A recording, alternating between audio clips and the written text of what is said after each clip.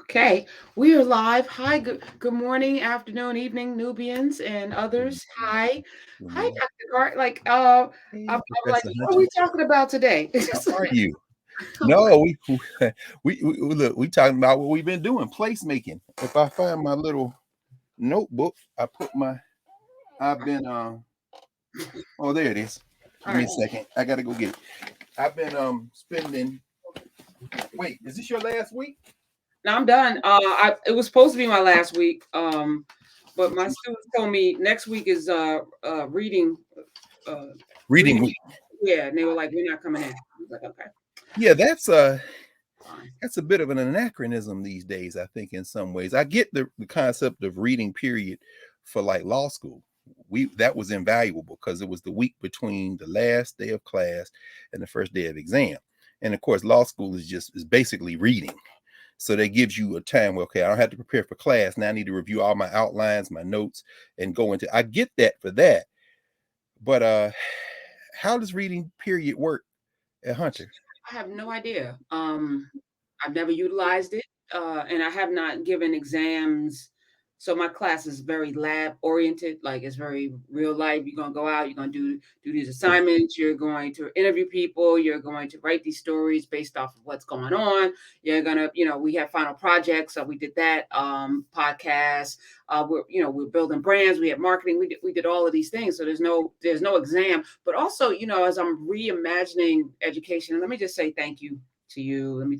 Thank you, Uraeus, for this as well. We're about to do a drop in June, so he's working on some things. But this John with the pockets on both sides, and I'm like, Yeah, yeah. hey, all right, all The right. Nubian joint got pockets in both sides. Right. Yeah, it's not just the pass through. It's like you My can God. actually, yeah. So we're working on materials and doing something, like taking it up a little bit with the apparel. So we've been meeting with some apparel people, figuring that out over the last few weeks. So your ass is like, in the lab. It's like, what you think about this? What you think about that? And he sent me another hoodie that I was like, this is it. So we're probably gonna use that for the drop, and I'm not gonna wear it until it's ready All right, in next. that case, then yeah, I'll be ready too. Yeah, I used to. I got my girl who was John Henry Clark. I was feeling Dr. Clark today.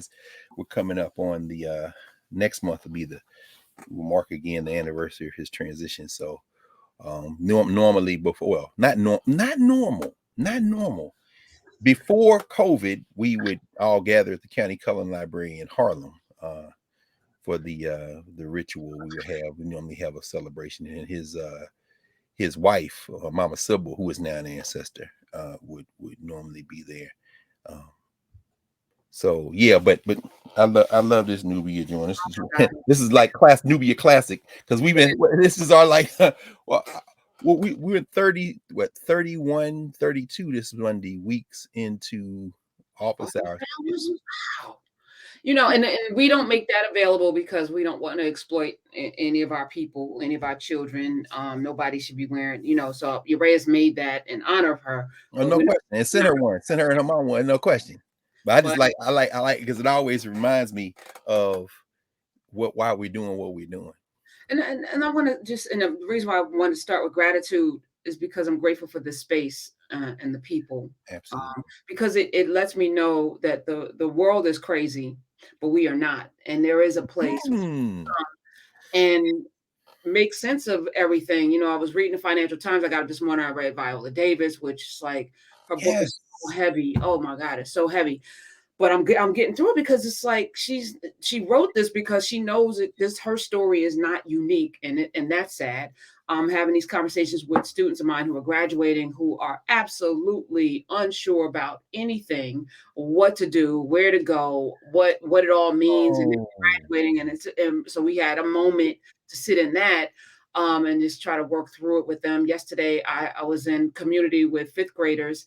My childhood friend Anthony Cox invited me to come speak with a group of fifth graders virtually, and it warmed my heart because these kids are so bright and beautiful and all of the things. But I'm trying to find out what they are. And one kid, I was like, "Tell me about yourself." He said, "Well, I'm goofy and I'm annoying," and I'm like, "Who told you that? Who You told know, you that? who told you that? You're not." You're not goofy and you're not annoying. You're not any of those things. You're beautiful. You're brilliant, and it's like the affirmations and the work that it requires for us to just be reminded of who we are. And then this video was on loop yesterday on my timeline of this white little boy coming up to somebody's house, banging on the door with a whip. He couldn't have been more than 9 or 10, banging on this black door he was going to whip this, I guess, this little black girl, and they caught it on ring, right? So the mother was like, "Get away from my," like she cusses him out. But then the father comes and goes, is a neighbor across the street. The father comes, the white father comes out with a gun. Of course. And I'm like, Of okay, so course he does. your little boy banged on our door to come whip my daughter? Yeah, there's no place that we are safe.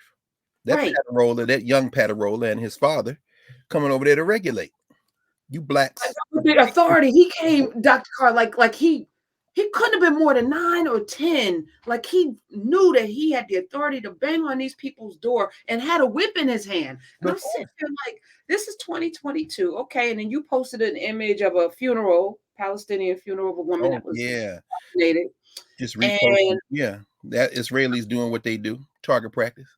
yeah, Shout out to Wonder Woman, Gail Gadot, who served in the Israeli military. In other words, but yeah, they all have to, right? I mean, so it's not like exactly. you made a Just like the choice. United Like, States. yeah. Just like every nationalist is a deputy, except in Israel they formalize the relationship. Here in the United States, the skin gets you in. You're a deputy, so you can be white and not be a deputy, but you have to opt out. Because as that little 9-year-old boy showed, yeah. But I mean, yeah. Here's this woman who you killed. You assassinated her, and then they trying to bury her. And so what do? You just break it up so you can, again. But what You, you, you y'all would gonna think learn? Y'all gonna you learn. would think and this is, I think, it's our fault because we've been indoctrinated with the fairy tales that there are sacred places. There are places that women and children are off limits, and except women and children are the most put upon, done unto in society. And a society by how it treats its women, by how it treats its children. And if How there's about that? a child Shout going out to to bed Sandy hungry right Valito. now, but you care about the fetus, but children are hungry and unhoused, and reading Viola Davis's book, that happens way too frequently in this country and unseen. And that's why I said yes to this. Like, I had no time yesterday, Dr. Carl. I was like, I'm gonna make an hour for these babies because You they need made to the be. place. Yeah, we have to be the change we want to see. So I'm grateful for this space because it's full of people who and then Monday with Kasula's relative coming in and the author. I mean, I was sitting there like, where else can this happen? Where we could literally sit in community with not just the ancestors, but their progeny, and have a blueprint for what they want. It was stunning. I was sitting there like, I can't even, I didn't make a phone call and this is happening. Like I didn't even have to do anything. I'm just sitting there like, No, because people are looking for it. The metaphor that you opened us with, the brick. I mean, Mama Cassandra Lewis Wallace joining us, fifth generation, direct bloodline descent. She knew Mary and Martha. Those two little girls sitting on Casula's, on either stand on either side of Casula on Casula, on that famous picture of him sitting there. She knew them because those are aunties. She's the blood relative. And for her to come and yeah, I mean, shout out to her, Miss Maisha Jack, the author who wrote the piece in the Mobile newspaper, Never Forget. And then, shout out to Chief Lewis, Jason Lewis, who joined us. And then, but just to hear Miss Cassandra, you know, who that's the beautiful thing about this. And that's what I've been thinking about as well. I mean, you you took that time. I started to say you made time, and we talk about making time. Well, time goes on whether we participate or not. But you took that time and invested in those children. You made a place for them. And that little boy, now, is he going to stop saying he's goofy? Probably not initially, but he'll never say it again without stopping. And soon he won't say it at all. And it'll be because of Friday the 13th. And we know 13 is a number of beginning. 12 is the completion of the set. So on the 13th, that's his good luck day. His whole trajectory altered because you took 60 of those minutes and said, let's have a conversation. In fact, I'm not gonna say, I'm gonna ask you, who are you? And he opened up and said, hi. He gave you a social structure answer, and you came back with a governance answer. Ways of knowing shifted his whole world. He'll look back. Yeah. Yeah. I mean, yeah, but that's all of our responsibility. I was saying, Yeah. there's report. I had a lot of psychologists, psychiatrists on my show this week because the report about the suicide rates among young black children, particularly young black girls. Mm, It's really mm, disturbing. And it's like, yes, COVID is one thing, but when I saw that little boy bang on that door, I don't know what trauma that girl is experiencing at school with that little boy. And I know that a lot of us send our children to school and we think it's a safe place. But Viola Davis writes about the very teachers that she thought would be there for her were the ones that caused her the most shame and trauma, and just not there to protect her. When kids are being bullied as a teacher, you know who the bully is in the class. You know, absolutely. and you know who's struggling. And if a child's coming to class put pissy, it's not their fault. So, to put the onus on them for being clean when they don't buy the soap, the water, they don't create their own living situation, but you put that shame on that little girl. I'm just like, what the hell is wrong with, like, why would you even be in a classroom as a teacher if your first I feel that way even about my college students, like, and they're grown, but it's always first thing to do a mental health check. Everybody good? Anybody? So we take a moment. I'm not just going to jump into the lesson to see, and everybody in the class is going to be seen and heard from before we get into whatever we're going to talk about that day, because that's that's the least we could do. Those of us who are charged with teaching or who've taken up the mantle to teach. But I'm like, I don't know how you could be in a classroom with the young minds and not make sure you pour goodness into them at every chance you get. But Well, we live in a all world. the United States of America. Yes. So I was. I mean, where there's no value of teaching everyone to everyone's need. You go to school so you can get plugged into the economy. And our children are never valued. The highest point of valuation for our children has been our community. And even now, our community, which has been infected so deeply. Isn't that something when we think about coming out of enslavement and going through apartheid and the afterlives of apartheid? The farther we get away from the apartheid era in the United States, what they call Jim Crow and Jane Crow, the farther we get away from it, the more erosion there is to preventing exactly the kind of thing that you just described. And then you talk about why do they have reading? Why do we do anything? And why are we sending our children into the lion's den? I get it. You move to a neighborhood because you go online and the schools are great. But the footnote, or A the school is great and you never met a teacher in it. no, but the school is great, but the fine print is for white people. Right. That, Exactly. that's the unspoken. It's great schools. So we spend all this money, we pay all these taxes in the school system for the kids. But you're sending and I'm not saying all white spaces are horrible for black kids. I'm saying all white spaces are horrible for black kids.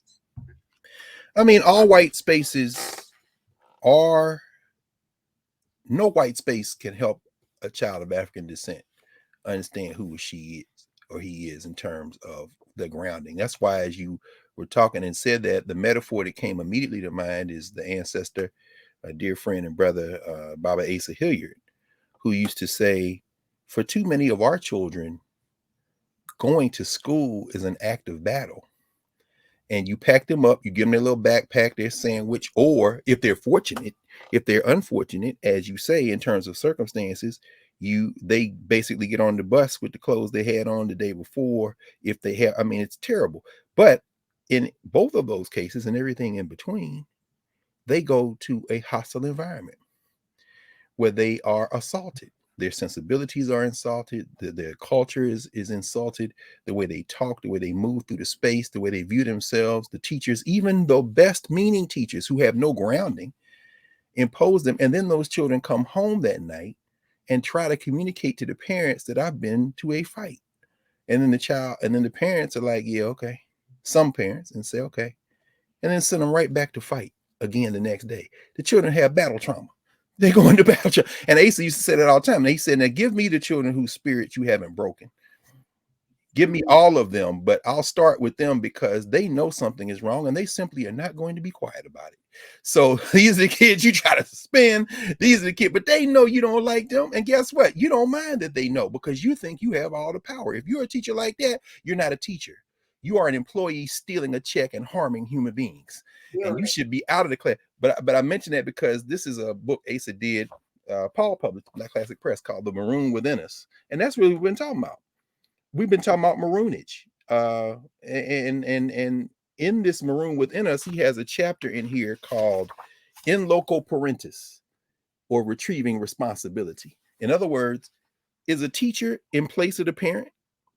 When you send your child to school, that teacher becomes an extension of you. And that child needs to be able to trust not only the home environment first, but the school environment. He starts with an epigraph from Aikwe Armand. He says, a people losing sight of origins are dead. A people deaf to purposes are lost. Under fertile rain and scorching sunshine, there is no difference. Their bodies are mere corpses, awaiting final burial. So if you want to know why school has become the type of toxic environment for too many of our young people that it is, all you have to do is understand that children are young human beings who have to be affirmed and nurtured and fed, and not fed and nurtured and affirmed in an alien culture. And yeah, alien, ALIEN, alien. Not in terms of not being a human being, but in terms of a cultural origin. And I'm not talking about making every math equation into a rap song either. That Hmm. ain't that ain't nurturing. That's accommodating a culture that says this is how we view your learning capacity. Well, hip hop is our culture. Yeah, hip hop is a cultural extension. It is cultural meaning making. And when it includes movement and memory, I mean, I've been working my way song by song through the new Kendrick release. And, I'll say less at this point. Uh, I just said this yesterday. And this is not what I was like, what are we talking about? He said, just go live. Okay. don't Uh, worry, we haven't left Miss Cassandra. Trust me. So let's keep going. Nubians, we haven't left, and everybody watching, y'all need to understand what we about to talk about now is ties all this together. Go right here, Professor Hunter. Yes, ma'am. I had George Wallace and Marshall Warfield on the show yesterday. Isn't that something now? Now you know Miss Cassandra's last name is Wallace, George Lewis Wallace. That's her last. I one day some kin. Anyway, go ahead. So yeah, George Wallace. Talking about legacy, and these both of them been in comedy for 40 plus years. No question. Ti a couple of weeks thinks that he's I feel like Kendrick Pulitzer and Grammys, 14 Grammys. When I read 14 Grammys, It's a beautiful thing. It's social structure awards. So I mean, they mean absolutely. Let me be very clear. Absolutely nothing. okay, all Yeah. right. But yes, he's well recognized. Yes, he's got a Yeah. Pulitzer. So And that's yesterday beautiful. he won his birthday, and I'm like, I ain't mad at the young brother. no, I can't be. We none of us can be mad. And in his mind, Now, if y'all believe that niggas brilliant. means is the origin of the N word, then at that point I got to draw the line. Young brother, we can't do that. I mean, even But anyway, go ahead. that deep fake video that got released, it was like, all right, there's some brilliant elements, but as soon as I heard the N word, I was like, disqualified, disqualified from being the voice of the future. Because if you cannot formulate messages without then also inserting the trauma, then how deeply are you thinking about what it is that's going to be here forever? We can put on songs in the key of life forever and forever, forever. There's you could just put that on from beginning and let that thing run, and it never, ever, ever will be irrelevant. And I just like that has to be like if anybody creating How art about that? for the Shout out rest to of Steve Lamb Morris. Can you believe that boy only 72 years old? I can't because he started. How old was he when he did Fix But this is what I'm saying. To be that brilliant, but also to have that type of nurturing environment. So he could go into the studio at Motown and see Papa Cedar, see James Jamerson. And I'm not talking about see with his eye, as he would say in that album release, Inner Visions. Wonder he's apprenticing with master musicians. So he's only 72 years old. You know what I'm saying? Because as a boy, to the point you're raising, he's brought into a learning environment. That is, oh man. Woo. And Songs in the Key of Life, everything he's done is going to be here. I don't have any smoke for Kendrick. And then you think about it and say, well, how old are you, son? Okay. What environment did you come up out of? Yeah, because this boy here, Stephen Morris from Saginaw, Michigan, he was in single digits. So it ain't a question of youth. Well, No. he'll mature. Well, how mature was Stevie Wonder when he was hitting that harmonica? Everybody say yeah. You know what I'm saying? And shout out to Jordan Peele, who some people think is some kind of visionary. I say shout out. You know, I'm always using irony because you're gonna remix Stevie Wonders and then put it on that whatever this Nope or this new playing around with cameras movie he got coming out. Y'all can give as many awards to these short-minded Negroes as you. But either way, you can remix Everybody Say Yeah. You can remix Fingertips Part 1 and 2 all you want, but you'll never displace the original performance because that cultural meaning making is now part of our movement and memory. We anchor ourselves, and we just passed, didn't we, Professor? We just passed when we talked about this last year. That year of 1971, Marvin Gaye, What's Going On, Bill Withers, Stevie Wonder released an album or two every year. So it's not even marketed. Of course, it's marketing. Of course, but that 1971 is the moment when you see these young people who were apprenticed in that assembly line motif of Motown saying, now that we've been grounded, we're gonna take it over here. But even Mahalia to Mavis, to like Come there's on. always been. But to that point, I was reading lyrics on the air, and I pulled up Tupac. So Keep Your Head Up doesn't have the N word in it at all, No, at all. no. And I read the lyrics, and I've heard that song, how it starts. But to read the lyrics out loud is to understand that Tupac Shakur sat in something of understanding his role, and we're gonna raise a race of babies that will hate the ladies. I mean, it was like make the babies. It's like Come on. he understood, and because a man can't make one, the way he just, and I'm not good with memorization of lyrics, but when I was reading out loud, I was like, this is so freaking profound. That And then, phrase is there. And coming out of experience. Because part of that is a self-critique. yes, yeah, we rape our ladies, and I mean, just going through it, and I'm sitting there going, this man didn't make it to 26 and understood some things. No, he didn't. And then this week, one of his mother's family members, I guess it was a bigger family member, one of the Shakur, it was a Shakur, Yes. that got released after 50. Baba Mutulu Shakur out Like, of Jersey. And shout out to the governor of New Jersey and the attorney general of New Jersey, who both condemned the parole board releasing him, reminding us that politicians are not your friends. It's better to have a Democratic governor of New Jersey than a white nationalist governor, white nationalist party governor, but he's not a friend of yours either. And of course, Mutulu Shakur, of course, is a comrade he's a member of the Black Liberation Army. And by the way, today marks the anniversary of the bombing of Osage Avenue in West Philly, the movement, of course, and Mumia Abu Jamal, who is still a prisoner, a political prisoner. But Mutulu Shakur is a comrade, of course, of Assata Shakur, who is also part of Tupac's extended family, who is in Cuba, or let's say she's in places unknown. Why? And every white nationalist, including the soft white nationalists like Joe Biden and others, still call for the return of Joanne Chesimard, her social structure name, so to speak. But as I told Jim Comey when he spent a few months at Howard University, the invitation of somebody, they asked me to sit and talk with him. I said, sure. I said, now you're going to be in classrooms with young people. Some of them are going to be named Assata. And I told him, I said, now, if I'm not mistaken, she's still on your most wanted list, isn't she, sir? Yeah, exactly. So just be clear about where you are. But the whole point is this, Mutulu Shakur, because now the man is ill. Now the man is in the last part of his physical life. And he's going to live, he says, with his, daughter in Brooklyn. And that's not disclosing anything. The man been locked up for almost 50 years. Almost 50 years. And if we care, well, let me say less. But to the point you're raising, Tupac Shakur is a product of those freedom fighters, and he's a product of Black America, which means that all the contradictions are there. everywhere. And, and we've talked about that before, so I won't repeat it here, except to just mention that the one and only time I got a little chance to spend some time with Tupac, we were at the International Black Expo. I guess it's 1993 or Yeah, 94. hold on that. Yep.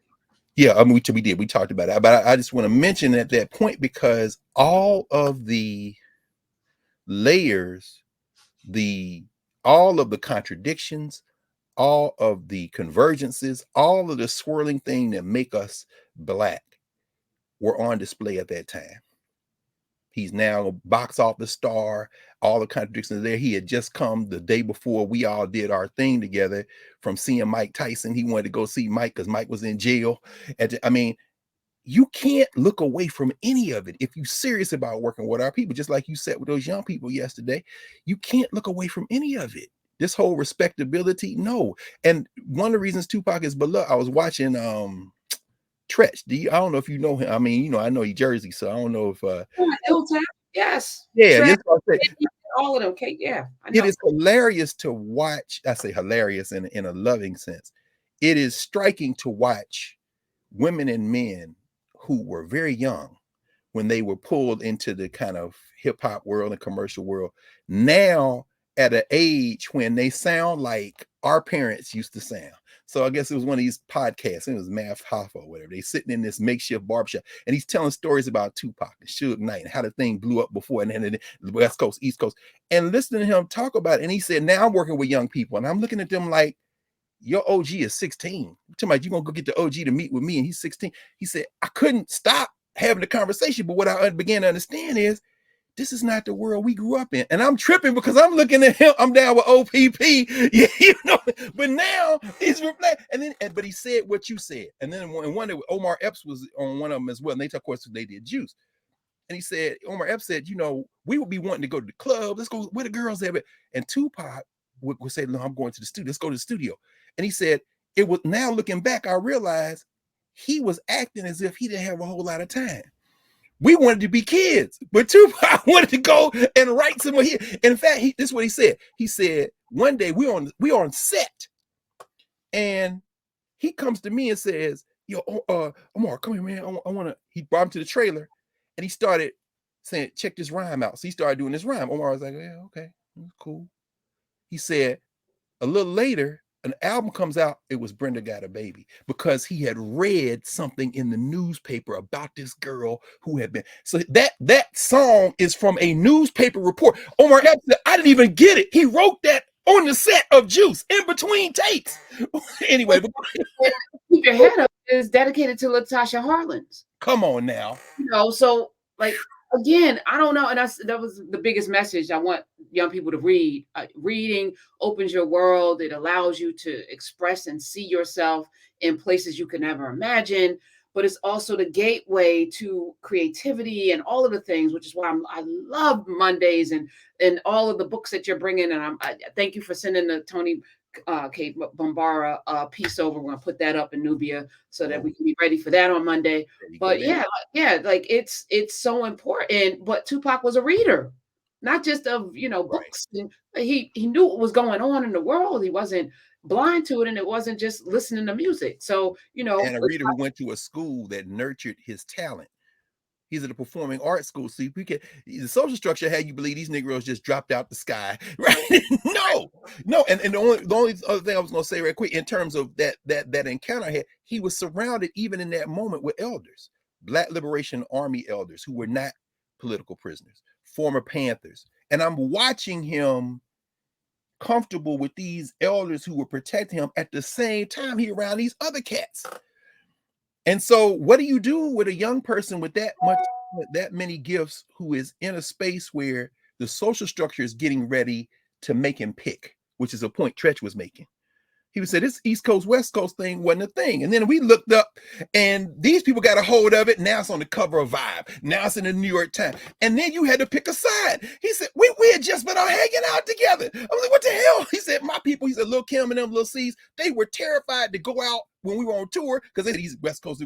He said, so I called Suge. I mean, I know it's issue with that. He said, man, tell them, go ahead, good club. And then we all went out to the club. It wasn't even a thing. Now, of course, there's beef. Of course, there's contradiction. Nobody's saying it's not. But understand the role of external factors who don't think any of us, just like that little boy with that whip knocking on the door and his daddy with the gun, none of us are human beings. We exist to serve this structure. So how do we break through that, Professor Hunter? That's what we really.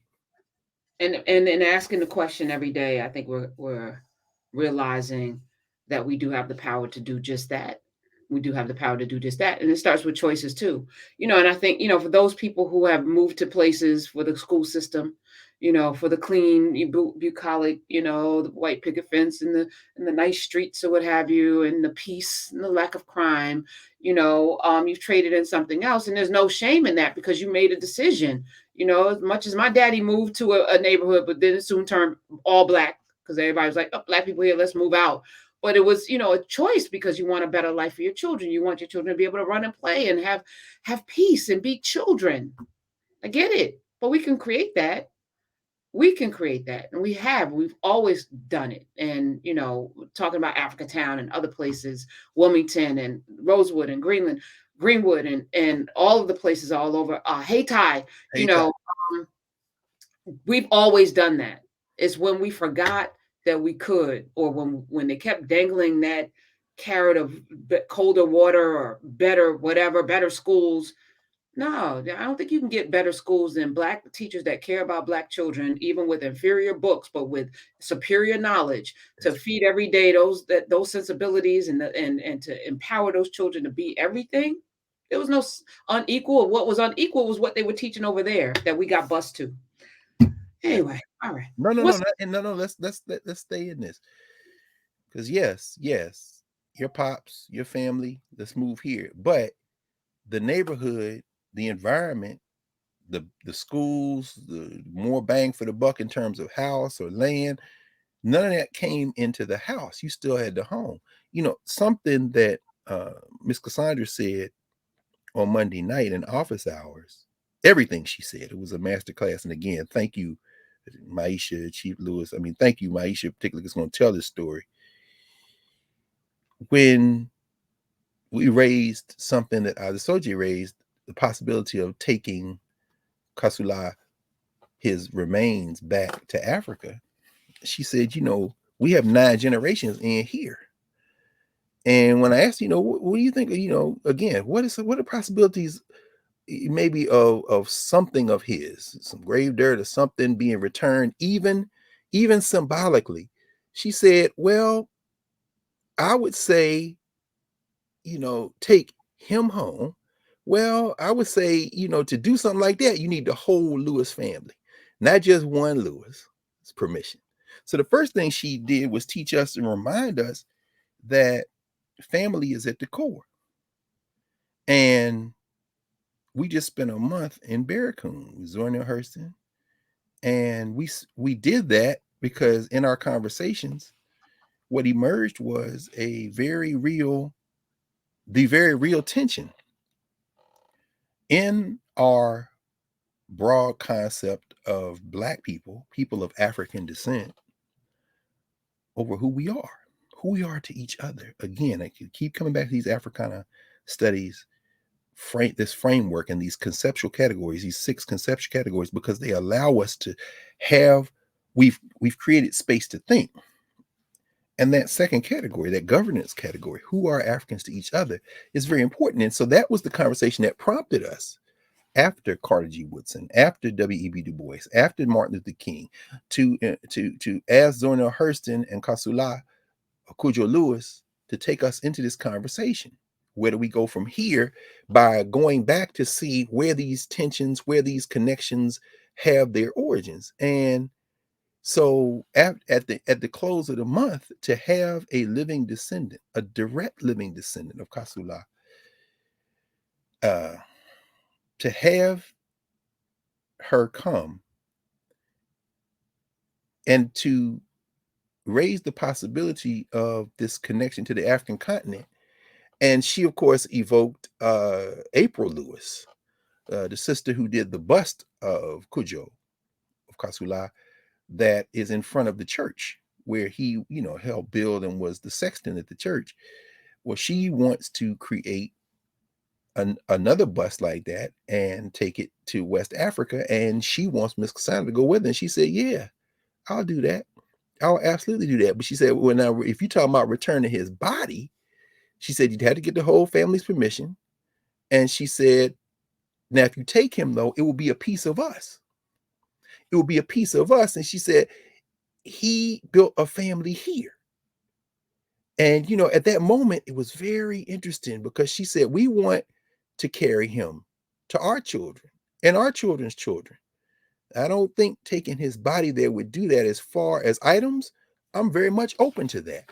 But here's where she brought it all home. She said, if we took him, who will be responsible? They may pave a road over him. And it was like, wow, yeah. And then she said this. She said, we don't know where his mother is. We don't know where his father is. That's who he wanted to go to. That's what he wanted to go to. That's who he wanted to go to be with. So if you were burying him with his mother, burying him with his father, well, that's a different story. But he's got a family here, and his family is not small. We go up to 9 generations. Now, raise all that in the context of what we've been talking about from the beginning of our time together today, 114th time together, to raise the reality that we place make. This is the word for the few minutes we have today. Place. Place. Place. Place. Let's think about that.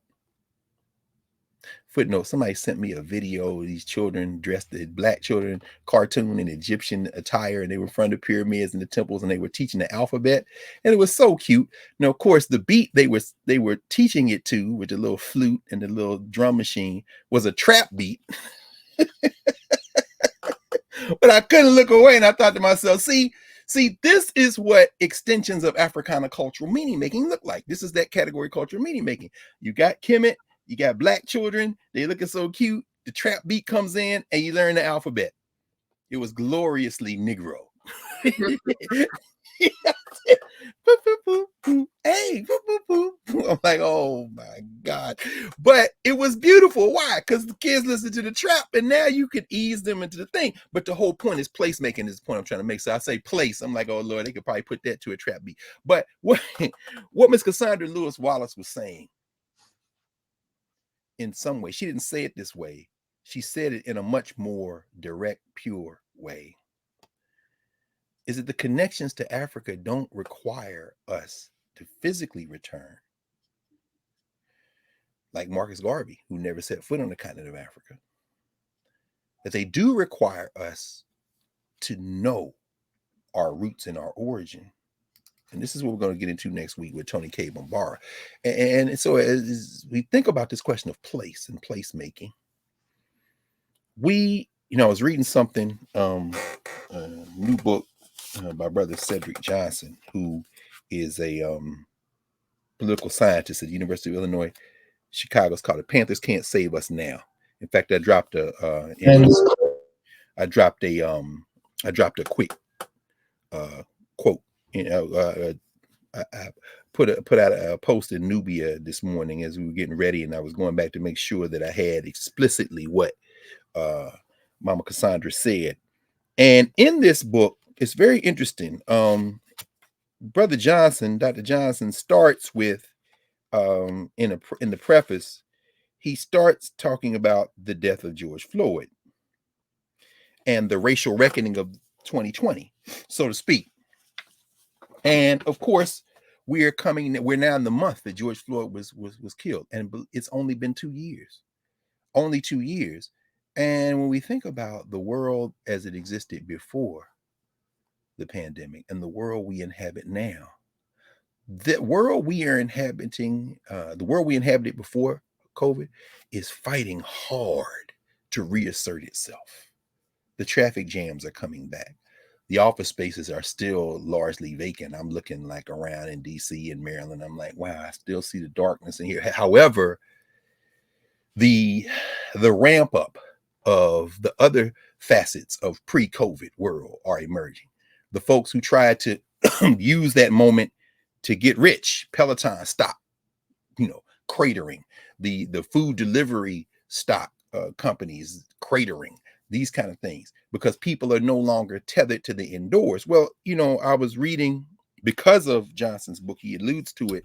A piece that was in the Toronto Mail by a sister named Dion. I'm sorry, the Toronto Star by Dion Brand in July 2020, and it was called "On Narrative Reckoning and the Calculus of Living and Dying."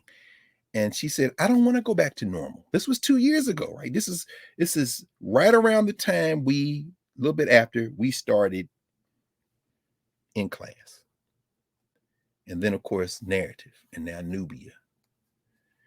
And she talked about the fact that normal for us as people of African descent, she's writing from Canada, normal for us wasn't cool. It isn't cool, and of course we know that to be true. So we're going to get back to normal. Nah. But normal as it was is clawing its way, trying to pull us back into normal. Now, why do I raise that in the context of placemaking and everything we've been talking about up until now with Mama Cassandra Lewis Wallace giving us a beautiful pivot as we begin to think about this question of what does it mean to make place wherever you are, whether it be Plateau, Alabama, whether it be Africa Town, as the Africans call it, whether it be Magazine Point, Alabama, as she walked us through the difference between Magazine Point and Plateau, whether it be that part of Jersey that the Hunters relocated to, whether it be the Performing Arts School in Baltimore, where Tupac Shakur's mom made sure he was there doing that work, whether it be the barber shops or the beauty parlors where we convene, whether it be on Zoom, where a fifth grader can be gently reminded that you are a human being, whether it be any place like the indoor of a house where a black girl is protected from a white racist with a gun and an apprentice white racist with a whip. And I know y'all say, oh, it's not the child's fault. No, it's not the child's fault. But just because it's not the child's fault, should the door have been open and let the white boy come in there and whip her? No, hell no. It ain't your child's fault. But guess what? Your child got to pay the bill. The sins of the fathers. You know how it works. But the point is this: whether it be any of those places, place is the thing that brings it together. And what Dion Brand was saying in that article in the Toronto Star in July 2020, only 2 years ago, not even 2 years ago, is I don't want to go back to normal. In other words, I don't want to go back to the social structure that relegates us to non-humanity, And so how do you combat that? Well, this is where it gets interesting for us in this very specific instance, because here we are again on another Saturday.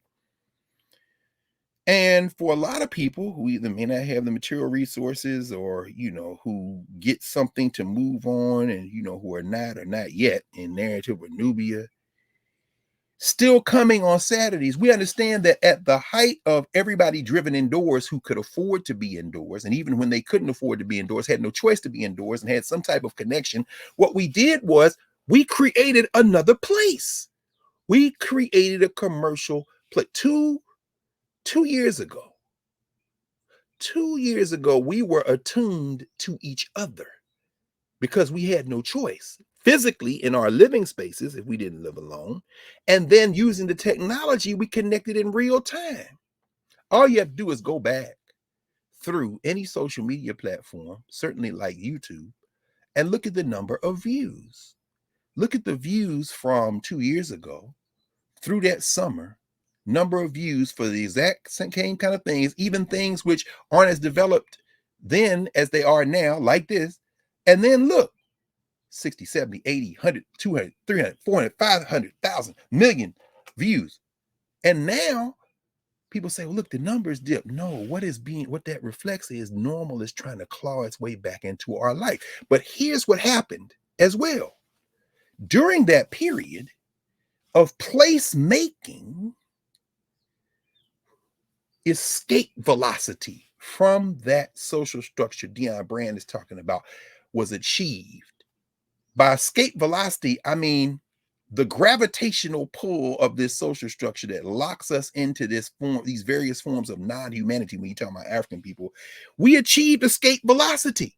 We glimpsed some of the things we want, some of the things that we never give ourselves time, or we never take advantage of the time we have. We say we make time. No, we make place. We make place because time is a thing that we don't necessarily understand well enough. We make place, and we made place because we were forced to make place. We were forced to choose what we would choose if we didn't think we could. I mean, we didn't think we could do it. In other words, we don't think we can do it. I don't have the time. No, time exists outside of that. The choice you make, if you're fortunate enough, a supported choice that allows you to make it a little bit easier, will dictate how you would make a place. And so what we did with each other, old folks used to call it tarrying.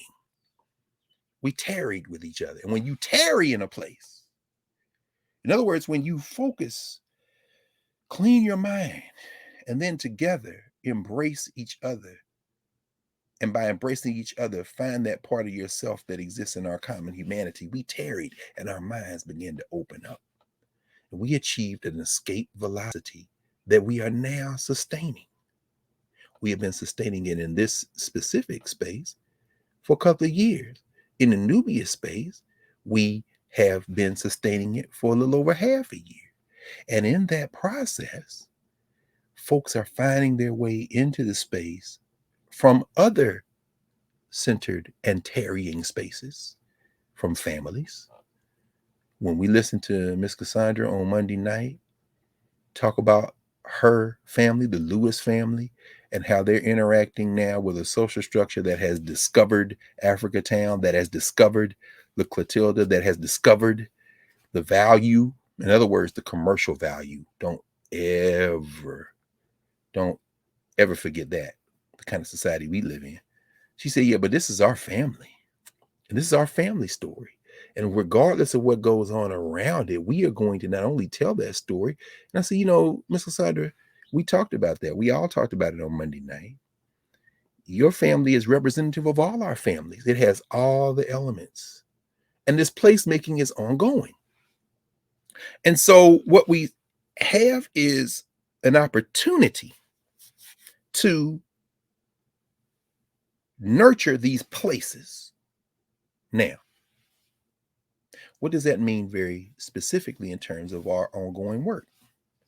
Prof, when you talk about writing and reading, we know that in many ways, writing is always a risk because what, as Baba Fukuyao used to say, Tata Fukuyao, in discussing Mbongi, the concept of Mbongi out of Central Africa, is that what you think belongs to you, what you say belongs to us. Mm. And so, what you say can be out of your mouth, it can be out of your facial expressions, it can be out of, in other words, what you communicate belongs to us. So that's always a risk. Communication is always a risk. People talk about keeping secrets. I think that's a little overstated because the only pure kind of full awareness of a situation that a person experiences is within. And even then, we lie to ourselves. So anytime you communicate there, that's an act of narration. And in that act of narration, there are going to be edits, even in the most best intent. So when we're reading, when we're talking, when we're singing, we're communicating, people talk about reading between the lines, listening between the lines, opening with your third eye. And again, I'm not going to get into that because people might accuse me of being a hotep. And given the nasty state of miseducation of African people in the world, people might think that's a pejorative. But at any rate, so I'm not even going to go down that path. I would lead it to my brother, Dr. Beatty, our brother, Dr. Beatty, who has done a lot of work on that. But the whole metaphor is really about being able to perception. So we search for places that allow us to live in our fullest capacity. And in living in that fullest capacity, broadening our awareness, we have reached a point now, at least in Nubia, as we continue to think about this and talk about this, where we realize that, it's a lot of places in the world where human beings are placemaking under some very difficult circumstances, like the one we saw there in Palestine and Israel this week, under some very difficult circumstances, like we see in whether it be Nicaragua, whether it be the Ukraine, whether it be any place you see people contesting, whether it be the United States, whether it be Texas or Mississippi, where people are making different kind of choices based on, desiring to control other people's bodies. All of this is placemaking. What kind of world do you want to live in? What kind of world do you want other people to live in? And if you think people don't want uh, other people to do what they want, all you got to do is look at the United States, where people want to impose their will on other people simply because they think they can. And they seem to have forgotten, or at least they've not been reminded vigorously enough of the fact that we can all make a decision that changes your capacity to impose your will on me, or you say, let's just get that straight. But in that notion of placemaking as it relates to us, people of African descent, in the contemporary moment, over the last several centuries, last 500 years or so, that notion of placemaking where we get to be fully ourselves in the world on whatever terms we choose, because the we has been dictated by an external set of factors that lumped us together. Again, thinking about Miss Cassandra, Kasula comes from West Africa, but he spent most of his life in Alabama. And the connection to Africa is there. In fact, that is what allowed him and his fellow captives on Clotilda to make a life in Africa town. That Africa can never be erased, diminished, because it literally lives in the bloodlines. We were laughing about it Monday night when we probably Miss Cassandra is talking and she's saying things Kasula would say. She said, "You understand me?" I said, "That's what that's what your great great grandfather." She said, "Yeah," because she learned those stories mouth to ear from her father, who knew Kasula, from her uncle, who knew Kasala and knew Zora Neale Hurston. And so that for us there, virtually, because we've created through the escape velocity of space where we can convene, here's this elder talking to us. In other words, we getting it mouth to ear from somebody who got it mouth to ear from the man himself. But she says, we don't have to go back to that physical place, because he wanted to go where his mother and father are anyway, and that was disturbed and royal before he ever got on that ship. She said, but I'm open to go back with whatever symbols, whatever pieces we need to do to strengthen that connection. The family he brought here, she said, we want to continue that, which means, I used to talk about this when we wrote a lesson in the Philadelphia curriculum called Extensions of African Culture. And we said, what we're going to change is this social structure framing of African identity. Because social structure framings of African identity talk about contributions too. In other words, look at all these beautiful contributions to American culture. This is a contribution Black people made to American culture. This is the gift Black people gave to America. No. We can still talk about contributions too, sure, because they are contributions too, no, undeniable. But if you think of it from a governance framework, what you're talking about is extensions of. These are extensions of Africana in these other spaces. So they change shape and form, create these other spaces, even as they continue to extend from the root, from the foundation. No matter how many permutations it takes, it comes from somewhere. And what we heard Ms. Cassandra do on Monday night is remind us that, yes, this is an extension of and a contribution to, and wherever we are is an extension of it, like spokes of a wheel. It's an extension of. So those extensions in their most grounding and nurturing and affirming and expansive form, the social structure had a word for them. Those kind of African people, they would call them wild, ungovernable. The term cimarron in Spanish, marron in Spanish or French for the English speakers, maroon. Those are maroon spaces. So Barracoon is emptying us into the next piece we're going to do. And for that piece, we turn to our sister, Tony K. Bombara. From this piece we talked about last week, deep sightings and rescue missions. Well, I showed it to you last week, fiction, essays, and conversations. And I read from, at the time, last Saturday, if y'all remember, the essay School Days. I thought, well, let's go with her about she's in Atlanta, because she spent time everywhere. You're obviously New Yorker, long time in Philadelphia. Her comrade and collaborator Louis Masai, my friend Louis Masai, the filmmaker, you know, Tony K. Fingerprints all over the documentary on W.E. Du Bois. Also, of course, like as I said, the anniversary of the bombing of Osage Avenue, the MOVE organization. They did a film, The Bombing of Osage Avenue, that she wrote the framework for. Of course, she was a consultant and worked very closely with Julie Dash and others on Daughters of the Dust. And there's a long essay in here called Reading the Signs, Empowering the Eye, where she deals with the Black filmmakers, the so-called LA Rebellion, so-called, because that's what the social structure called it. And of course, Holly Garima, a very good friend with Tony K. Bombara. So we had to get Baba Holly in here. But go ahead, what you thinking? Before you, what was your entry point to Tony K. Bombara? What was it about her that touched your soul? You know, I kicked myself because I never got a chance to spend any time with her. And I said I kicked myself because I was living in Philly from 92. She didn't have much longer on the physical side, but I think Tony K. Bombara, like her very good friend, close friend, and sister Toni Morrison, who writes the preface for this, had a command of language. And her command of language is what pulls you in. And Was it one passage, one oh, you were like, okay, because well, I mean, you know what? Well, I will refer. Let me see if I have a yeah. Her most famous piece of work, her novel, The Salt Eaters, is probably indicative of that language. Page 3, chapter 1, first line. Are you sure, sweetheart, that you want to be well? Pause. Now, if you're a human being, but if you're a Black person, are you sure, sweetheart, that you want to be well? That's in quotes. And he says, Velma Henry turns stiffly on the stool.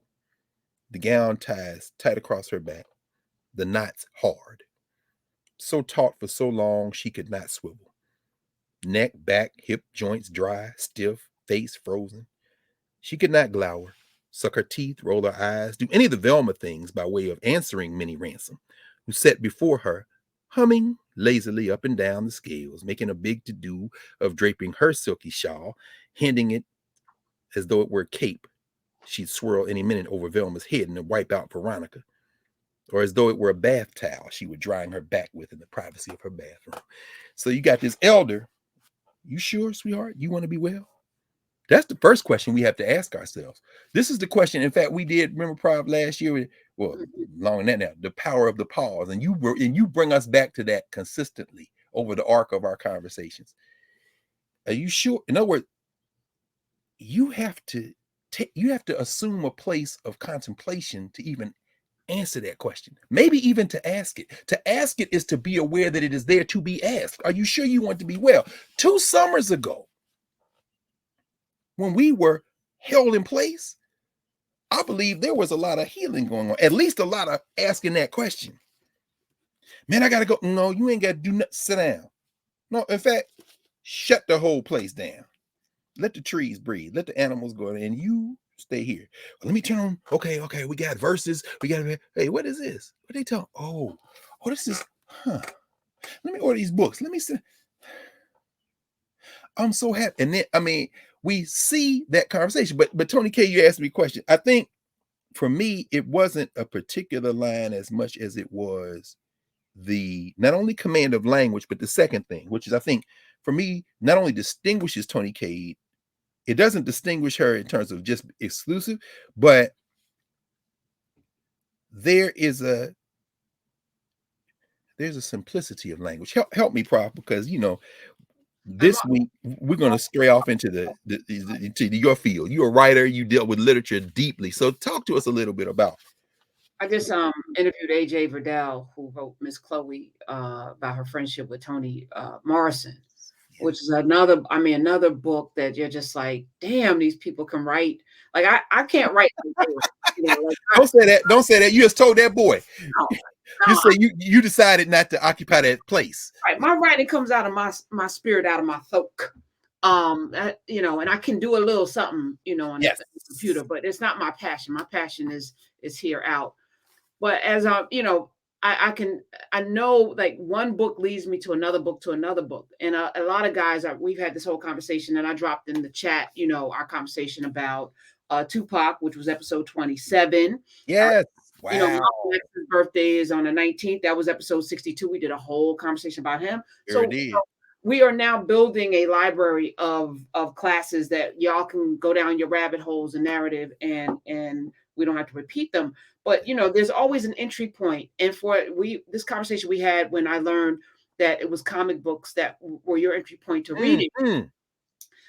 Most men don't read novels like Toni Morrison or Tony K. Bombara. So I'm like, who introduced you to, let me Oh, pick I see. up I a see. book, and then I'm in, and then have the audacity to say, if you had two Tonys and you only had to pick one, that would be the one you'd pick. I was Yeah. like, okay, I gotta get Salt Eaters, because I'm a Toni Morrison stand to the end.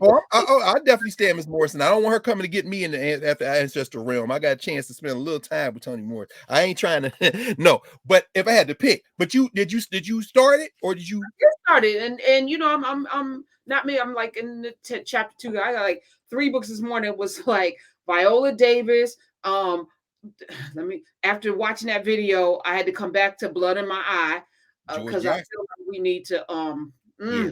I was like, ooh, what's the solution here? Okay, Blood in My Eye, let's go. And then I had to go to Thich Nhat Hanh to calm me down. Yes. Like Yes. the words, you have to find your rhythm in the morning.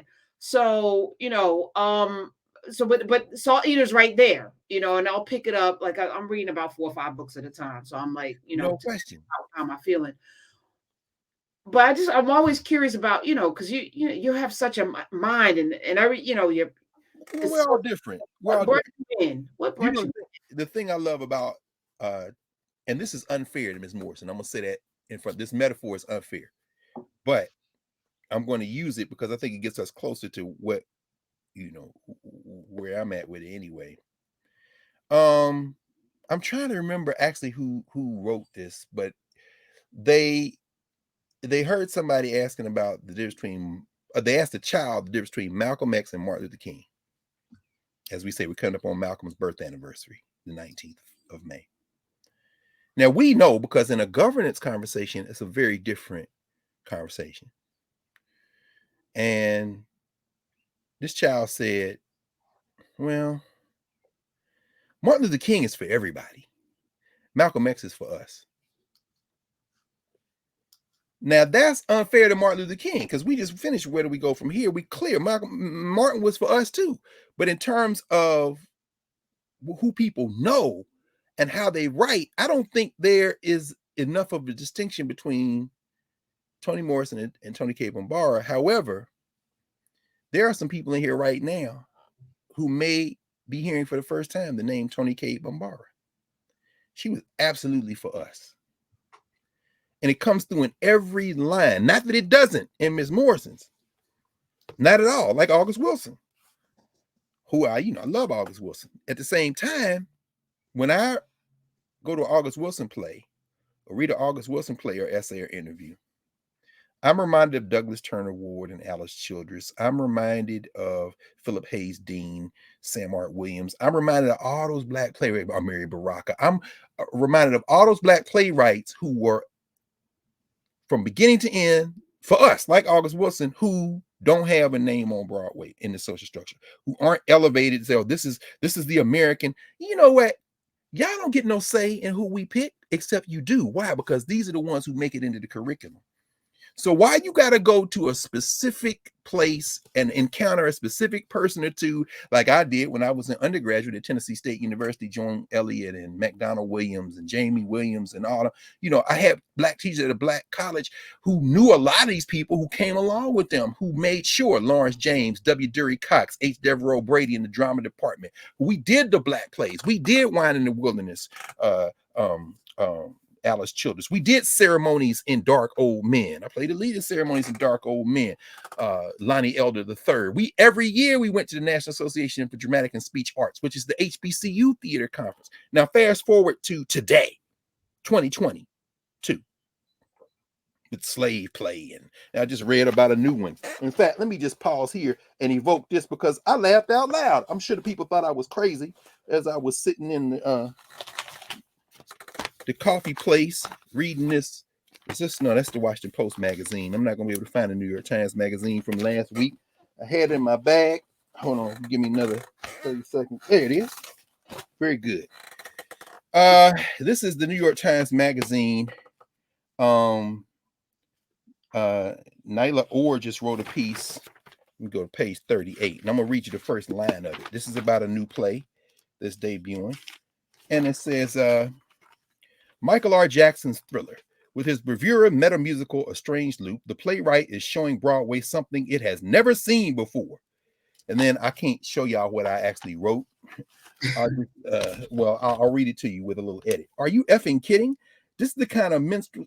Anyway, my point is this. Every time I see something like this, I don't care whether it's good, bad, or indifferent.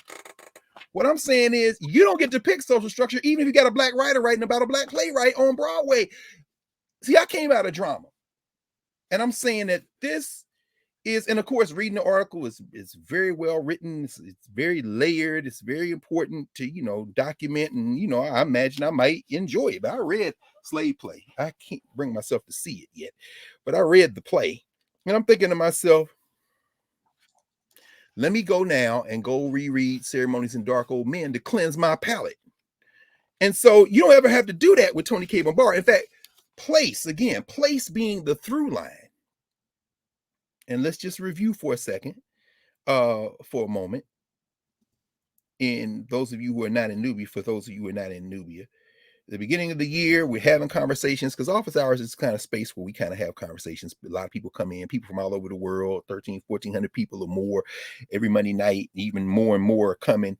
And so, we were talking, and that led to the conversation. We had a conversation one night that led us to, let's read Carter Woodson. We have it already in narrative. It's posted there. So we went through Carter G. Woodson, The Miseducation of the Negro. A lot of people were rereading, but a lot of people were reading for the first time. And this isn't the Carter G. Woodson we get, boom, February, boom, gone. No, let's take our time. And we connected it to all the things going on in the 1920s and 30s, to Woodson's life from his birth in 1875 to his transition in 1950. And then we took it back to the Souls of Black Folk. Again, a name we know, W.B. Du Bois, a text we've heard of or read, the Souls of Black Folk. But let's take our time. And that took us back to enslavement, took us into the South, took us into Reconstruction. Du Bois bringing us forward in terms of this question of who are we to each other? And that who we are to each other then said, well, let's fast forward now to the 60s, because Martin Luther King birthday, the date of his assassination is coming up. Let's anchor ourselves in this conversation and see what Dr. King is saying. Of course, not I have a dream, not any of that stuff. No, let's talk about him even after he made transitions, because the book comes out immediately after he is assassinated in April 1968. Where do we go from here? Chaos or community? And I mean, this book really just opened us up in terms of this institutional critique that still should be a foundation for how we interact with this social structure we find ourselves in, not just in the United States, but as King says in the last chapter of that book, in the world house. How do we deal with this? Because we understand that anywhere we are on the globe, we are connected. We are a chain. We are part of the same stuff. And anything that happens anywhere affects everybody everywhere. So we did that. And then as we began to wind toward the end of that, the conversation begins to emerge. Who are we to each other when we think about the relationship of African people in the world to each other? What's the bridge we can use to get that? And it emerged, again, Sister Chris and the crew at Sankofa, who I took that question to and sat and listened to them talk, debating it. Bing! Barracoon. Let's let somebody who was taken from the continent of Africa, talking to a daughter of Africa who is an extension of African culture, who spent her life listening to Africana, have a conversation and brought that to us. Let's say, and that led us where we are now. Place. How are we making place as we near the second anniversary of the death of George Floyd? We are now at the second anniversary of that liminal space between the death of Ahmaud Arbery, the murder of Breonna Taylor. Shout out to young Dan Cameron, punk running for governor of Kentucky. Mitch McConnell's plaything. Mm. Young Danny boy, oh Danny boy, oh Danny boy. Yeah, the pipes are calling. No, the Klan is calling. Answer the call, Danny boy. You did a good job defending the killers of Breonna Taylor, and now you think you're going to be rewarded with the governorship of Kentucky.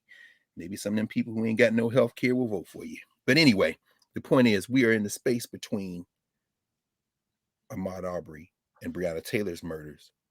And here we are now in the second anniversary of the month of the killing of George Floyd. Just three names among so many other names. So many other names. But that name, Floyd, and the way he was butchered by the brother of the white boy who came across the street with the gun to defend his young apprentice who came across the street with the whip. They're all part of Rollers International, whether it be the Israeli branch killing journalists, whether it be the Georgia branch stopping black women on the damn road side of the road so you can go through their drawers and unlock and unwrap their presents, claiming you looking for weed with a dog, and then a Negro who's in the same white-facing minstrel pose as young Dan Cameron in Kentucky. I'm talking about that sheriff in Georgia who defended them white boys, and three white boys that stopped the Delaware State lacrosse team and went through all their clothes claiming they looking for weed. But see, y'all picked the right one, because Tony Allen is friends with Joe Biden, and they already had then asked the Department of Justice to start to file an investigation. And no, we not looking for vindication from the social structure, but what we are saying is you're gonna get your hands off of our children. But at any rate, as we think about then this next phase in placemaking and how we're trying to survive in a hostile world, that led us to, in the space we're creating now, not only who we are to each other, but how do we make place so that we can survive, not only survive this hostile environment, but thrive in the places we make in this hostile environment. And so, Tony Cade, we're not going to do a deep dive right now. I imagine that we're going to have to going forward. Well, we're going to do a bit of a pivot, because we're only going to spend 1 week on two short pieces. And the two pieces, we picked a short story and an essay. The short story from Deep Sightings and Rescue Missions, posted in Narrative now. Folk can go and, get this, and we'll talk about it on Monday night. It's called The War of the Wall. The War of the Wall. The War of the Wall. Ask yourself, we all ask ourselves, where are the places we feel safe? Mm. And why do we feel safe in them? People say, y'all always talking about Africa. Why, you ain't no African. And so, one day I was sitting there thinking about it, and I wrote a little poem. I said, yeah, those who say we romanticize our Africas should fall in love with something other than their former masters for a change. And so, we romanticize our Africas. Why y'all watching Bridgerton? You love your master, but you were taught to love your master. And before people say, oh, that's creative, it ain't creative at all. That's the same minstrelsy we see everywhere. In other words, you love your master. Why don't you set one hour, at least Viola Davis and them say, let's do this warrior queen. Let's do the, okay, all right, that's better. Let's move in that direction. Now, the War of the Wall is about place. Let me read the first couple of sentences. It's Tony Cade. Me and Lou had no time for courtesies. We were late for school. So just flat out told the painter lady to quit messing with the wall. It was our wall, and she wasn't even from the neighborhood. Stirring in the bucket, she mumbled something about she had permission to paint on it from the owner of the barbershop. Well, that had nothing to do with it as far as we were concerned. It was our wall. We've been pitching pennies against the barbershop wall since we were very little kids. We played handball and pop fly against that wall since so-called integration. And the crazies, when the crazies crossed town, shut the park down and poured cement in the swimming pool so we couldn't use it. I'd sprained my neck boosting cousin Lou up on that wall so he could chisel Jimmy Lyon's name on it when we found out he wasn't never coming home from Vietnam to teach us how to fish. If you lean close, Lou said to the painter lady, you'll get a whiff of bubble gum and kids sweat, and that'll fix you. This wall belongs to us kids near Talbro Street, end quote. Lou was standing hip shot next to her, beat up old piece of car with old town, out of town plates, jabbing the air as he spoke and sounding very convincing, but she paid us no mind at all. She snapped the brim of her straw hat down and hauled her bucket up the ladder, quote. If anybody has a right to do anything to this wall, end quote, Lou shouted up to her, it's Mrs. Morris. That's just the beginning. What does it mean when that's your place? What does that mean? Miss Cassandra told us Monday night, I'll take a bus to Kasula over to West Africa with your sister. Even some items. It had to be a family decision. We'll make the decision together because family is place. But his body, he wanted to go where his mother and father are. Nobody know where that is. She, without doing a dissertation on it, she gave us what the ancient Egyptians would call a sebait, a teaching. Place. Place. Where is your place? See, that extension of Africana courses through the blood of Cassandra Lewis Wallace, through all those Africans, those children of the children of the children of the children of every African who was kidnapped, of African Peter or Gumpa, of Abile or Kasula's wife, of all their children, even with the contradictions that Kasula's children, and she talked about that on Monday night, how they were treated by the African people who had been born here and raised here, who looked at them and said, "You kind of that's that tension that got us into Kasula at the beginning." Anyway, you ain't no African, you ain't no ready. All right, here we go. Here we go with this mess. So, place is complicated, and Tony Cade is gonna help us understand in a very short story. Because one of the reasons I picked these two is because they're short. You can do them quick, but that's the other thing. The economy of language in Tony K. Bombara. Toni Morrison can write some of the most, in fact, the most beautiful phrases and sentences. And Tony K, too, in terms of cadence, the cadence, in terms of my mind, Toni Morrison is probably appeals more to my mind. In terms of the way her felicity with language, she can extend. It's almost like listening to Charlie Parker, in a sense, because Parker could take a phrase and just extend it over so many bars. It's like, man, Tony K, it's a little bit more like Monk or some, in other words, or even Coltrane. There's a beat there that can hit you. Toni Morrison does the same thing, but it's Tony K's cadence, pitch is a little. It's a little bit cleaner in terms of short. Boom, boom, boom, boom, and that's not to say one is better than the other. I would say probably in terms of here, Tony K hits here for me. But the Egyptians would say Eve means heart and mind. They don't make a distinction. Again, I'm thinking with the wrong mind. That's a social structure education. You got to come to the government. Anyway, go ahead. No, I was just gonna say, there's no Martin or Malcolm. There's That's no right. Bombara or Morrison. It's all of it, and we need all of it because even how we digest and process is going to be different. But we got to bring those differences to fill out the whole picture. It's not either or. We need and all the way. It's both and. It's both and. So I'll wind up with this. The second of the two pieces is her language and the writer. This is an essay. So let's do a piece of fiction, a piece of nonfiction. And this, I thought, pick this one with you in mind, Prof. Because she's a writer and she's writing about writing. So I know Monday night, she says, I want to talk about language, form, and changing the world. First sentence. That's it.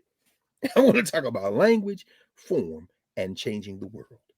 The question that faces billions of people at this moment, one decade shy of the 21st century, is Can the planet be rescued from the psychopaths? Question mark. There it is. When did she Can write? When the, when did she do that? When did she write that? this is 1990. Can the planet be rescued from the psychopaths? She said the persistent concern of engaged artists, of cultural workers in this country, and certainly within my community is what role can, should, or must the film practitioner, for example, play in producing a desirable vision of the future? And the challenge that the culture worker faces, myself, for example, as a writer and as a media activist, this is again, I had you in mind, is that the tools of my trade are colonized. Yes. The creative imagination has been colonized. The global screen has been colonized. And the audience, readers and viewers, is in bondage to an industry. It has the money, the will, the muscle, and the propaganda machine oiled up to keep us all locked up in a delusional system as to even what America is. We are taught to believe, for example, that there's an American literature, that there's an American culture, there's an American reality, there's an American cinema. Tony K. Bombara writes, there is no American literature. There are American literatures. There are those who have their roots in the most ancient civilizations, African, Asian, Mexican. And there are those that have the most ancient roots in this place, that mouth to ear tradition. Come on, Mama Cassandra Lewis Wallace on Monday night. Mouth to ear tradition of the indigenous peoples that were here thousands and thousands of years before it was called America, thousands of years before it was even called Turtle Island. And there is, too, the literature of the European settlement regime that calls itself American literature. There is no American cinema. There are American cinemas. There's the conventional cinema that masks its ideological imperatives as entertainment and normalizes its hegemony with the term convention. That is to say, the cinematic practices of editing and particular uses of narrative structure. She goes on. See, what sent that little white boy across the street with that whip was television and movies, was music and what he learned in school, not just at his house. Because it all forms together to send this message. That little girl belongs to you, and you can do whatever the hell you want to with her. And if you think for one split second that it doesn't make a difference how Black women, Black men come through these devices into the minds of young people and old people alike, you done lost your damn mind. You know why it's so easy for people to say, I'll tell you whether you can or cannot terminate a pregnancy? You know, the biggest industry while people was locked down was the biggest industry before they were locked down, and the one you ain't got to go to normal with because it was all along pornography. Pornographia, the literal writing of harlots, a European word coming out of the French, meaning what? Women are not human. In fact, neither are men of African descent, and ain't no Black person human. So you see, we would do this. In fact, think about it again. We talked about Marvin Gaye, and that was in one of the, we talked a long time about what's going on, right? Marvin Gaye writing What's Happening, Brother, because his brother had just come back from Vietnam. Tony Cater, when we're going to read about this wall, right? And when we see what's going on, that's the brother from the Four Tops who was out there at Berkeley staying because they were on tour. He looked out and seen the police beating white boys. He said, shit, if they'll beat these hippies, what will they do to us? What's going on? So what Tony Cade is saying is that this whole social structure and its movement and memory, its culture meaning making, its ways of knowing, its use of science and technology all converge to exclude us from the definition of human. And so the role of the writer is to break out of that. Now, you say, well, we can't do everything in Nubia. We can't do everything in narrative. We can't do it. But hey. 2 years ago, when everybody was trapped, guess what some people started doing? Listening to music, reading novels, and writing poetry. Then it's like the gravitational pull. Okay, we're going back. Okay, I ain't got time for that. Oh, you got time for what you make choices. Don't let that escape velocity dissipate and pull you back into that, which is where I'll end with this. After we finish, just next week, we're going to evoke Tony K talking about place. And then we're going to go, and I thought about this, had a small conversation with Baba Jeremiah Wright, who was with us in Nubia. He was there Monday night, probably here today. He is. Okay. Yeah, he's been here. Yeah, he's in here. So Bob was like, just think about Sylvia Ann Juice's book, Freedom's Exiles on Maroonage. I said, yeah, Bob, that's a good book. Maybe go pull it off the shelf because he's thinking Maroonage. Of course, because the man is a maroon. He had a whole maroon space. You know what I'm saying? Trinity is a maroon space. Barack Obama, and I'm going to say less about a social structure facing cat. But at any rate, it's a maroon space. And because it's a maroon space, you got to punish maroons. It's just like the white boy came across the street with the whip to get the black girl. White America came across the street to try to come for Jeremiah Wright. But see, unlike the mother who had to stand in the way to make sure the white boy didn't get in there, and then here come the daddy with the gun, Jeremiah Wright was like, y'all want to come in? Whomsoever will. So guess what? All you can do with crazy maroons like that is pretend like they did with the Blue Hills of Jamaica, like pretend like they did the Africans in the Great Dismal Swamp. All you can do with a maroon like that is pretend they don't exist. See, you got to understand, when we were in lockdown, all the numbers and views and all that is up. We had lockdown, return to normal. The people who wasn't ready anyway, or the people who now get pulled in the thing, they're going to move. But guess what's still there? The maroon space. And the maroon space must be ignored. And if you just want to, in fact, it's so funny. Yesterday? Was it yesterday? It was in all the papers yesterday. They got a picture. I love how Europe goes. Europe will, I said Europe. How oftentimes Western science is, here we go. Western science, if they can't see it, it's all theory, right? So this was the front page yesterday's Times. Our first visual journey to the center of our galaxy, right? It says astronomers announced on Thursday that they had pierced the veil of darkness and dust at the center of our Milky Way galaxy to capture the first picture of, quote, the gentle giant dwelling there, a supermassive black hole, a trap door in space-time through which the equivalent of 4 million suns have been dispatched to eternity, leaving behind only their gravity and violently bent space-time.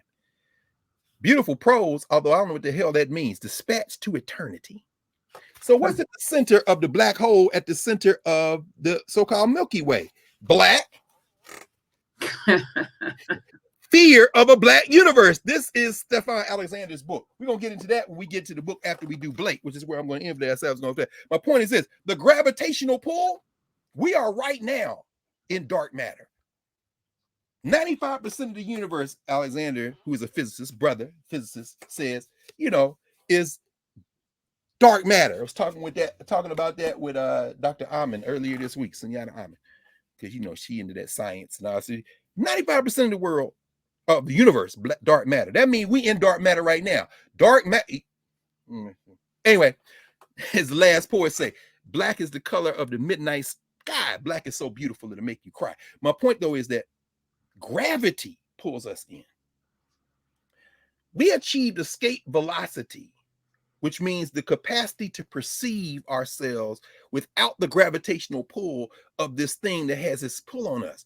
We now, having achieved escape velocity, have nurtured a maroon space. So after next week, we will then go to, for 2 weeks, just for 2 weeks, we're going to go backward, then we're going all the way forward. Backward, we're going one more time, at least at this moment, with Martin Delaney, with Blake. Because we say, well, what did maroonage look like during enslavement? Well, let's go to somebody who the social structure would say this is the first Black person to become an Army, commissioned Army major in the United States Army, fought in the Civil War. No, that's the social structure. And it's true. But in the governance structure, who is Martin Robeson Delaney to us? We're going to end Martin Robeson Delaney. We're going to do him so next week's the 16th. We'll do Tony Cade. The following week, the 23rd, Monday night, Monday night, the 23rd, and then Monday night, the 30th, which is Memorial Day, we will do that Black veteran, Martin Robeson Delaney. And then beginning June the 6th, we will go to the Afrofuture. Not this book. Professor Hunter, would you like to help us know where we're going on the 6th to give people a little time to get? And they can get a taste of it because Laurie Daniel Favors and Tanana Rivdu and I had a conversation about this woman, who is the mother of Afrofuturism, whatever that is, but a prophet, somebody who was widely, to me, ignored, which she must have been a maroon. And we're talking about the No great question. Octavia Butler. And I think we're in that time where she predicted we would be. Yes, Octavia Butler. There she goes. And Uraeus has immortalized her. The creation of what we're going to drop in June, right around Juneteenth, with her image. It you talk about drawing people in. You talk about that something hitting your heart. Yeah, yeah. No, wait, you gonna say you ain't Yeah, I'm gonna say now, less. but give us our marching orders though on because of her oeuvre of so much, and you got me going around here. In fact, y'all know, if in case you didn't, there are two excellent recent kind of biographical books on her, more written for a young people audience. But this is Linnell George's book, Mm-hmm. Handful of Earth, A Handful of Sky: The World of Octavia E. Butler. And here, this one is interesting. E.B. Zaboy did a book called Star Child, a biographical constellation of Octavia Estelle Butler. It's beautiful. So these two are kind of like backgrounds, but you, EB's all bad. Shut your mouth. no question. That's what I'm saying. So I'm just, letting y'all know. Go to y'all black bookstores now. But come on back, Pro, because we done. But the book, we still haven't named the book. I guess it will be books, because I've been told by you and everybody else, you can't read one without the other. So what are we reading, Pro? Parable of the sower, parable of the talents, parable of the sowers is known as Earth Seed. It's a novel, I think. I think it is. I think she saw something. I think she went to a mountaintop and Come saw on now. things, and then put it in work. But for us, we're in a hostile environment. And I'm not gonna dwell on that, because we found solace and maroonage within this space. No question. But some of the things that she predicted would happen have happened. They are happening. Many of us need to navigate them, and I want to, through the beauty of those words, for us to imagine a world we want to live in, but also be very aware of the world that we're in, No and question. so that we're not blindsided. So Mm-hmm. it's all about preparation. I'm loving. I'm looking in the chat in Nubia. Everybody is fired up now. People getting fired up on Octavia Butler. That was now. Hey, y'all know that's Professor Hunter, right? She get in tune with this because I didn't need no convincing. I'm just like, okay, well, let me. And then I realized the more I'm listening, Yeah, perfect. Everything is in divine order. Everything is in divine order. I mean, the question of blackness is being our search for meaning. We're looking for meaning. I mean, we require it. Do we already have it? Octavia Butler gonna turn us inside out.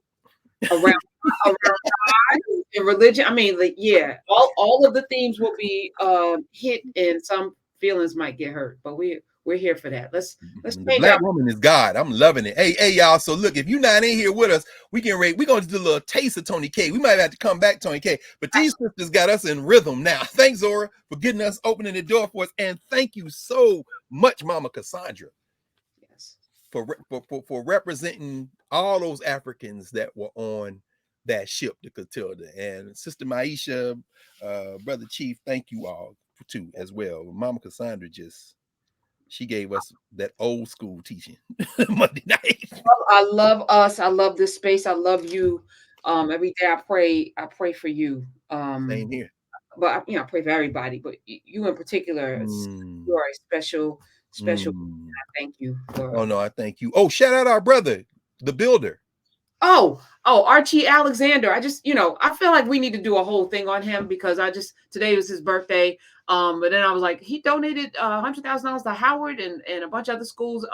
First African American to graduate with an engineering degree from University of Iowa. He was also a governor to the U.S. Virgin Islands. That was very controversial back then. First black. How's the first black person the ambassador to a black? Anyway, just an incredible architect. And he was, of course, challenged to not be an architect, because where can you work as a black man in this country, he was told. But he figured it out. Well, I mean, at that time, it's interesting. We'll talk about this. We definitely do it. You should know, because Howard was very important. Of course, what's the brother out of Baltimore? He went to Cornell. He designed most of the stuff that it's at Classic Howard, the Founders Library. It'll come to me anyway. But Tuskegee. No, come on back. I'm done. Tuskegee. Yeah. Tuskegee was the place. Booker Washington, whatever his contradictions were or weren't, when you go to the campus of Tuskegee University, black architects design so much Tuskegee. So there's a Tuskegee link with Brother Alexander as well. That's right. Tuskegee University of Iowa and Howard, they all got funds for engineering scholarships. But he also was a world class football player. He's in the Hall of Fame, the Chick-fil-A College Football Hall of Fame, 3 seasons at the University of Iowa. Because black people like Paul Robeson, like others, you just can't be brilliant. You also have to be a gladiator and entertain these people. But anyway, did all the other stuff too. Albert Cassell, Cassell, Albert Cassell was the designer. In fact, found his library at Howard, and you students don't get mad. Or get mad, please get mad and do something about it. All these graduation pictures that students take in front of libraries they never read a book out of crack me up. The parents read now. Read. But anyway, Cassell, he designed the library at Howard, the Founders Library. He said, let me do something a little different. I'm gonna look at Independence Hall in Philly. Then I'm gonna build one at Howard, except I'm gonna trick it out differently. So when you look at the old Philadelphia, Pennsylvania State House, which is now called Independence Hall, where the Constitution, Declaration, you see Howard's library, it is a riff on that. He took that and tricked it out. Inside and out. Cassell picked every stick of furniture in the library, the stone that went in the floors and the walls. He picked everything, the railings. He designed the inner system. And inside the Founders Library, it is designed like the New York Public Library. At the time, you go on the second floor, ask for a book, there's a series of dumbwaiter and conveyor belts in the walls where they go find the book in the closed stack, put it in there, it comes down to the thing, it comes out to you. These are the black architects. I mean, and now we're talking about, hey, drop new album, got a few rhymes. I love you. I love you too. Love you, Nubians. We'll see you in Maroon's Medicine Chest tomorrow, Monday night, office hours, and MetaNetra on Tuesday. We may do something special on Wednesday. I'll let you know around money, where the money. Oh my God. Thank you. Maroon's Medicine Chest tomorrow? Yes. Make her talk about this, will you? And happy belated birthday again. I went over to Calabash, and he had just developed this. What is that? Oh, hold on. Octavia Butler. No, but watch this. No. Make her do it tomorrow. Make her do it tomorrow. When you hold on. We haven't talked because I wish her happy birthday. I was like, let me just fall back, leave her alone. Yeah. She was working on this. And look, she didn't even know, She didn't know he was reading Octavia Butler. So I said, son, what you think about Octavia? We're gonna do Octavia Butler. She said, oh my God, I love her. And then she went out and went in the store and came out with this.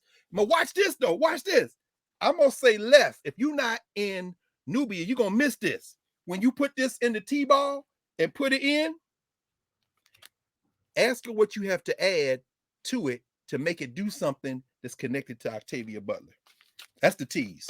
Now, you mean the ancestors not in? She didn't know, Prof.